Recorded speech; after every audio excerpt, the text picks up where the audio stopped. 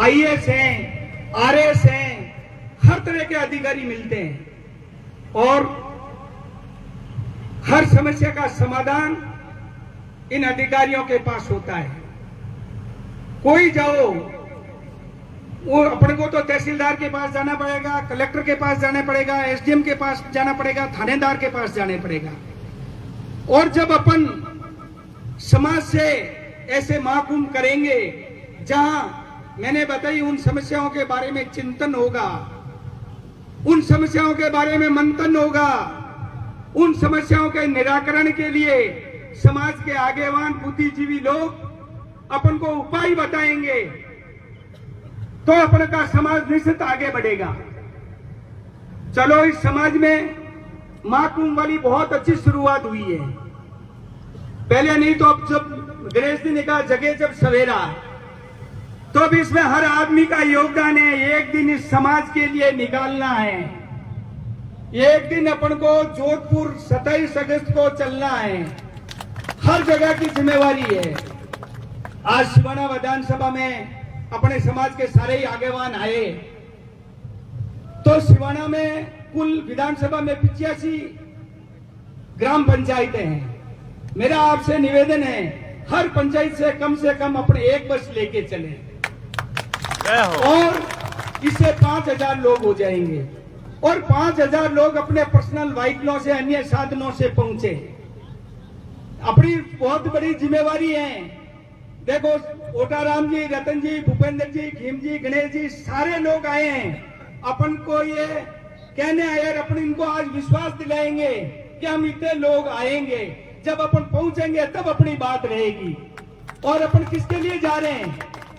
अपन अपने बच्चों के लिए जा रहे हैं, अपने समाज के लिए जा रहे हैं, अपने समाज की जागृति के लिए जा रहे हैं। साथियों, राजस्थान में 25 ऐसी विधानसभा हैं जहां हार और जीत का फैसला आदिवासी समाज करता है,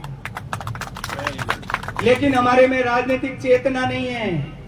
हम उसको गंभीर लेते ही नहीं है। वोट आए, वोट दे के आए, चाहे जितने वोट दिए नहीं दिए, अपना काम धंधे में मतलब रखा नहीं।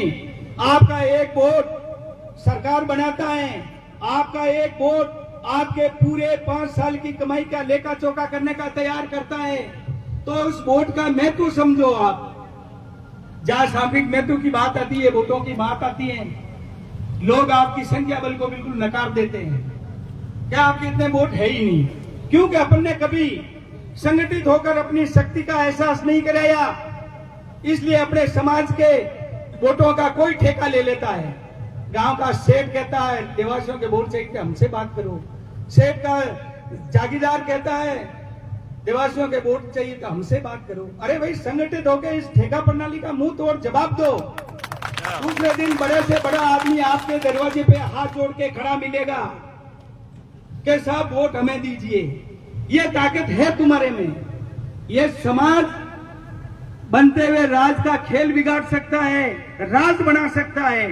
25 विधानसभाएं आपकी ऐसी हैं, लेकिन हनुमान जी वाली ताकत है आप में, लेकिन आपको एहसास नहीं है कि हमारे में ताकत भी है। साथियों, इसके लिए आपको संगठित होके जो बातें,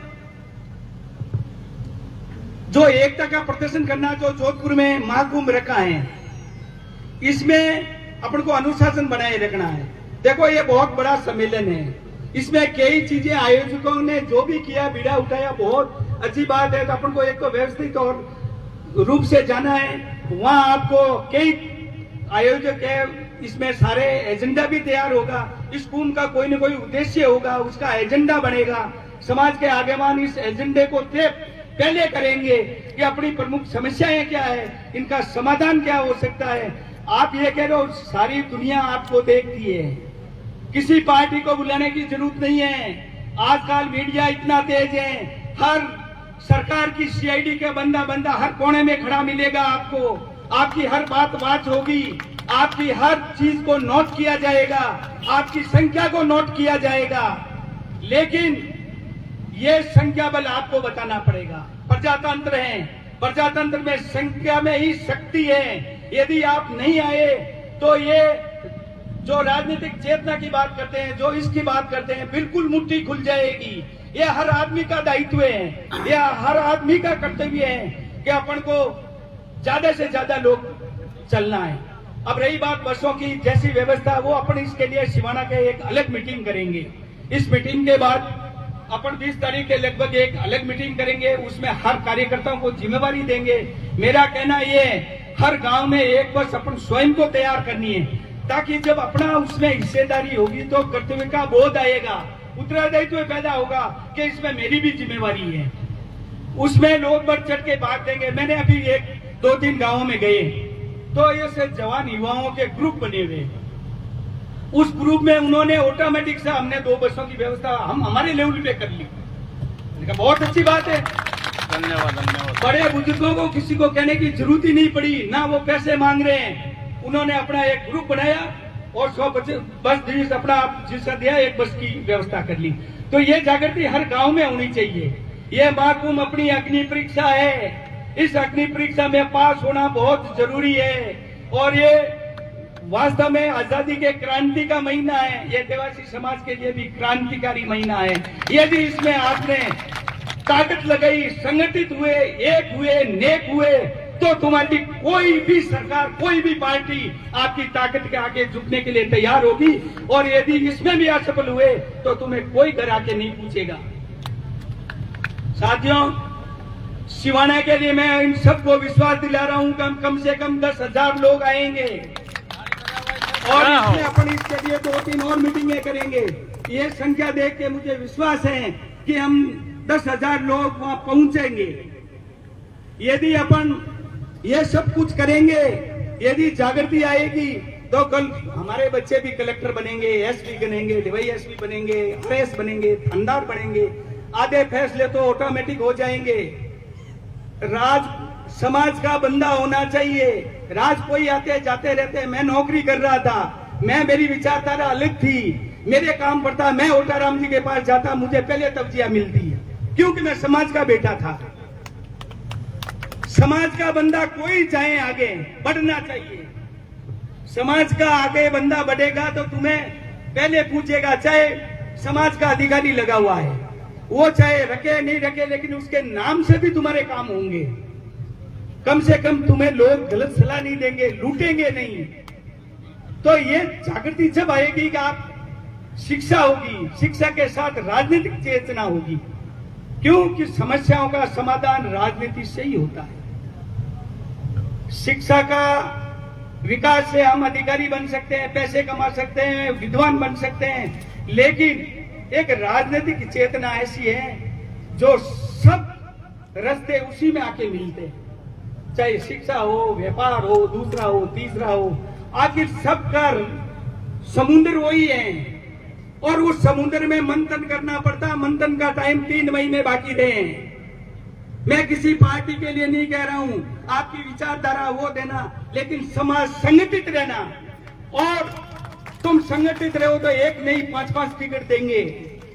दूसरे समाजों को देखो, राजस्थान में संख्या में आपसे आते ही नहीं है, लेकिन उनमें वो जागृति है, उनमें वो प्रदर्शन करने की शक्ति है, अपने आप को शो करने का शक्ति है। तो 5-5, 7-7 टिकट देते हैं। क्यों भाई, आपको क्यों नहीं देते हैं? क्योंकि अपन टाइम पे अपनी शक्ति का एहसास नहीं करवा रहे हैं। तो ये महाकुंभ शक्ति के एहसास के लिए ही रखा है।